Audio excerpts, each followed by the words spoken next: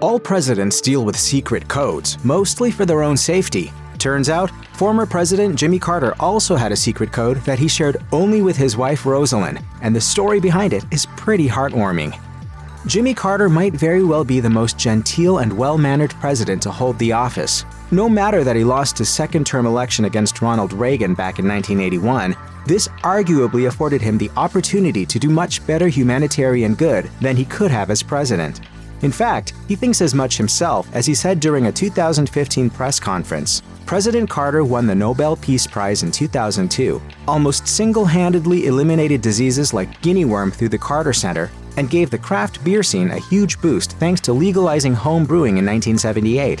What's not to like? Plus, he had a swell Secret Service code name, Deacon, that reflected his long-standing commitment to the Baptist Church. And in 2023, he celebrated his 75th wedding anniversary to his wife Rosalynn, an unbelievable accomplishment in an era where many can't be bothered to commit to cooking a proper dinner.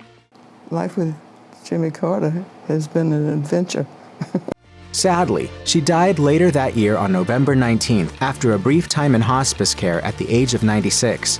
Seeing as the former president has not only lived a long time and done a lot of good, but also had a successful 3/4-of-a-century-long marriage, he has boatloads of helpful advice for couples. As he discussed on ABC's Good Morning America, personal space is important, as is resolving disagreements before going to bed, and of course, choosing the right person. And as he told People, he and Rosalynn always said ILYTG to each other, which means I love you the goodest. If you think long-married high school sweethearts first met when they were young, then be prepared for Jimmy and Rosalynn Carter. Their families were friends when they were growing up, and Jimmy Carter's mom, Lillian, was a nurse. Lillian helped deliver a baby in the Smith family one day in 1927 when the Carters' hometown of Plains, Georgia was made up of only 600 people. Lillian Carter brought her son to the hospital to meet the newborn, Eleanor Rosalynn Smith. Jimmy was 3 years old at the time. Rosalynn and the future president didn't instantly get along together as kids just because their parents knew each other. These things can't be forced, as we all know. But by the time Jimmy headed off to the Navy and Rosalynn saw him in his uniform, she was at least growing curious. Jimmy was as well, and by the time he asked Rosalynn out and they went to a movie together, Jimmy felt for sure that he'd just left the company of his wife-to-be. In an interview with the Washington Post, President Carter says that he told his mother about his feelings right away. Rosalynn, however, would only find out some years later.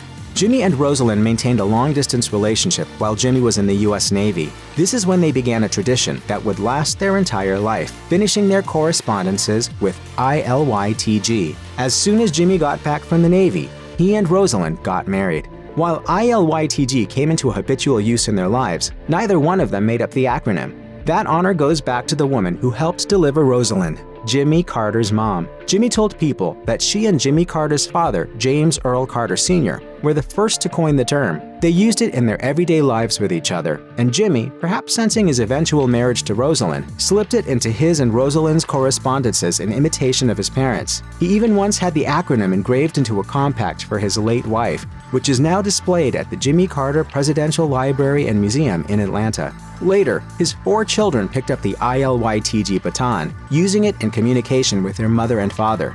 President Carter, being his usual affable and open self, told People, "Now all our children do the same thing. ILYTG on the phone or in emails. They generally just put the initials." He continued by interjecting a bit of comedy and saying, "And sometimes they change the initials and make you guess what they're talking about."